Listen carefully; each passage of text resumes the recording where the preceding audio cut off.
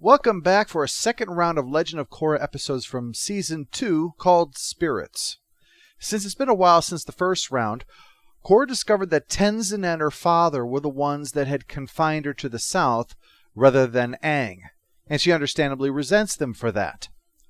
What is not understandable is that Korra then transformed into a self-absorbed nut, being enraged at her father for not sharing personal details that have nothing to do with her own people for refusing to listen to her and embrace their new totalitarian leader, and her boyfriend for the crime of being her boyfriend.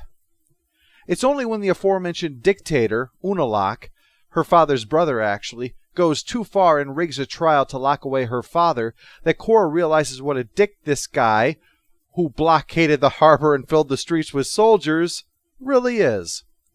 So she and her friends, along with one of the chief opponents to Unalaq, a crazy business guy named Varric, broke through the barricade and then headed to Republic City in the hopes of getting some help, which is where we now pick up the story.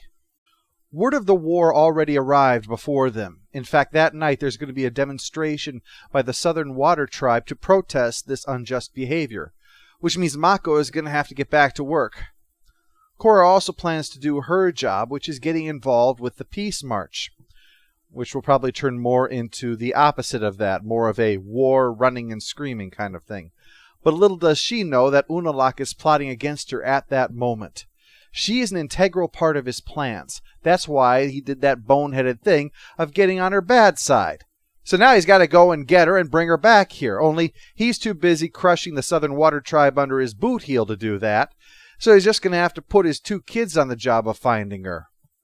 Eska would rather kill her for taking away the husband that she abused, but she agrees to her father's demands in the end. So far, everyone who has crossed him has had things end badly, and he doesn't seem like the kind of guy who doted on his kids in the first place.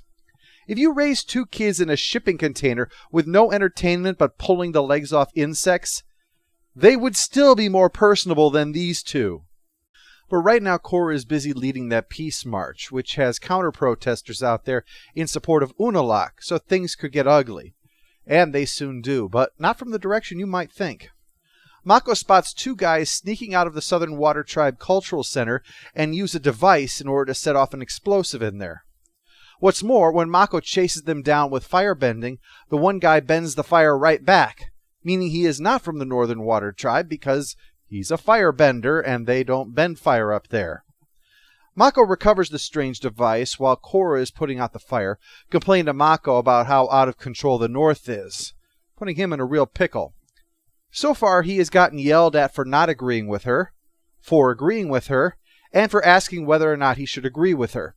So telling her the truth is obviously not something she's interested in, and yet it would help stop her from going off half-cocked. No, strike that. Half-cocked would actually be an improvement over normal Korra. Since there's nothing Bolin can do to help the cause, he's been invited to join Varric in appreciating the sights of Republic City. Well, those that aren't currently on fire anyway. He's actually got a box seat for the bending tournament, and at the sight of Bolin, the crowd cheers. So he's invited over to get an interview with announcer guy.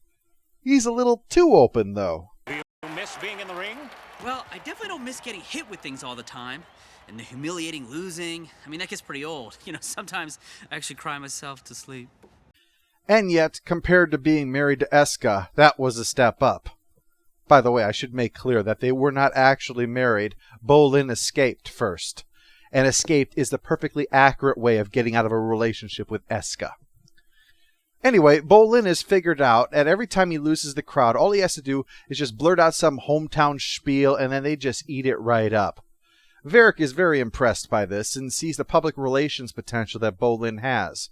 And speaking of public relations, Varric is joining Korra in a meeting with the president. After posing for some pictures, she gets down to asking for help from their military, but the president isn't so sure they should be getting involved in an internal matter like this, not with troops anyway. The only option they have right now is diplomacy, even though Varric brings up the attack on their cultural center as proof that the fighting has already spread to Republic City. As you can imagine, Korra storms out of there ranting that the president doesn't care. So Mako points out he probably does, but he can't very well ask his people to fight a war that has nothing to do with them. Well, you're not helping me. I'm trying to get troops to the south. What are you doing? I'm doing my job. Well, excuse me, officer. Don't let me stand in the way of you writing tickets. I'm just trying to save the world. Korra in many ways seems to define herself through conflict. Everything is a contest, and every contest must be won at any price. Because she operates that way, and by the seat of her pants, she comes off as aggressive and unreasonable. There is no perspective in her world except for her own. This, as I said previously, is one of the things that Korra is going to need to struggle to overcome in order to become the Avatar, probably because power came too easily to her. If I haven't made clear already, I like Korra a hell of a lot more than I like Mako, and I still do. Her character is on a journey that demands growth, which is an interesting thing and completely understandable given the responsibility that she has, and a job I believe that she will one day perform admirably. So understand just how bad it is when even I say, "Lady, you are nuts." Korra almost bowls over Asami on her way to see Varric. They both need help, and right now, he is the most awesome person in the story. Brain work requires increased circulation. Let's do this! If you're thinking, could this guy be any more nuts? The answer is, oh my god, yes. Here come the ideas. Fast and furious. Pink, mint, lemon, tea. Radio for pets. Varric makes Richard Branson look like he's at the Iron Bank of Bravos. He has two ideas. One of them is to go directly to one of the military commanders and ask for help. That sorts out Korra's problem. And the other idea is Asami can save her company by selling military vehicles to the Southern Water Tribe in order to fight their war. Note that, while it will of course be helping their cause, Asami's primary motivation here is to make a sale in order to keep her company open. It would have put her in a really interesting position if the only one who could actually afford to buy her vehicles was Unalaq, forcing her to choose between what her friends want her to do and the only option she has to save her company. Luckily for her, though, Varric saves her from the ethical dilemma and even shares with them these plans to mobilize Republic City using the power of movers. That's what they call movies. He's not getting a bunch of furniture movers together to end this invasion. They're going to splice together real footage of the northern invaders with shots of Bolin as Nuktuk, hero of the South. Although if Bolin is playing him, I think he should probably be called Nyuk Nyuk Nyuk. Bolin heads home and excitedly fills Mako in on everything that happened at the meeting, but Mako is more interested in his investigation.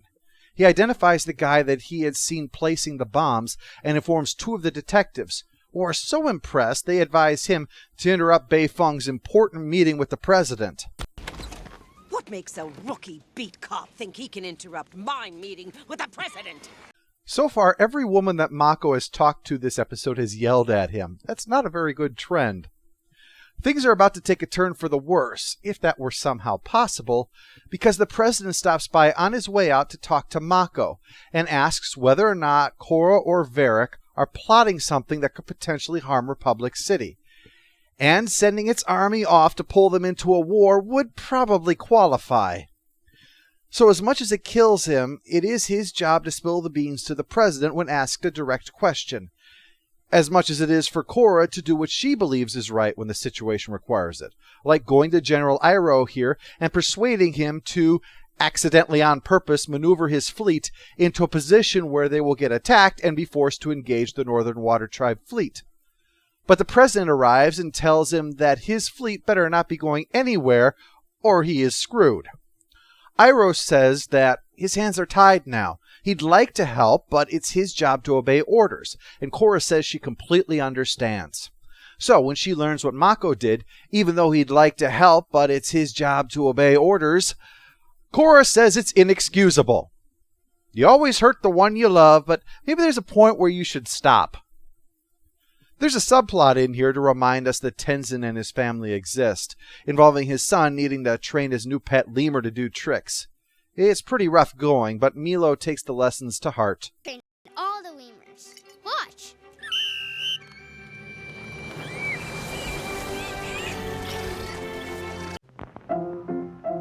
Let's all go to the lobby. Let's all go to the lobby.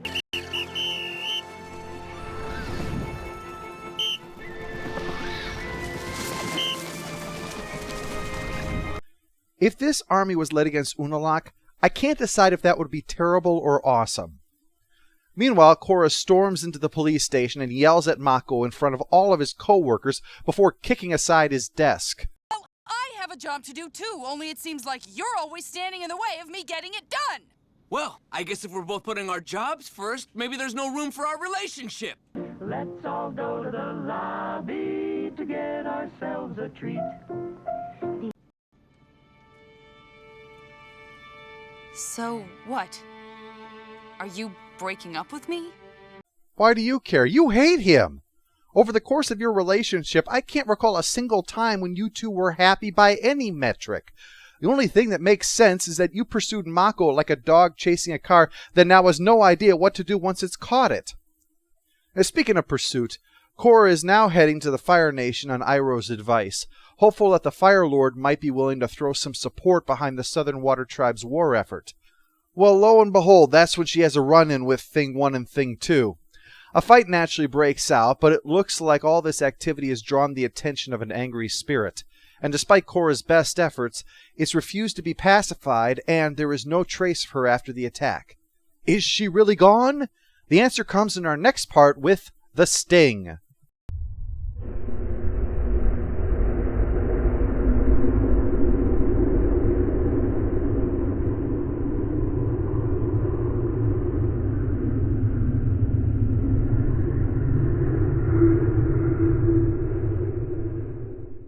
All hail the Overlord! All hail the Overlord! Sir, the Southern Water Tribe? Just a second. Keep smiling.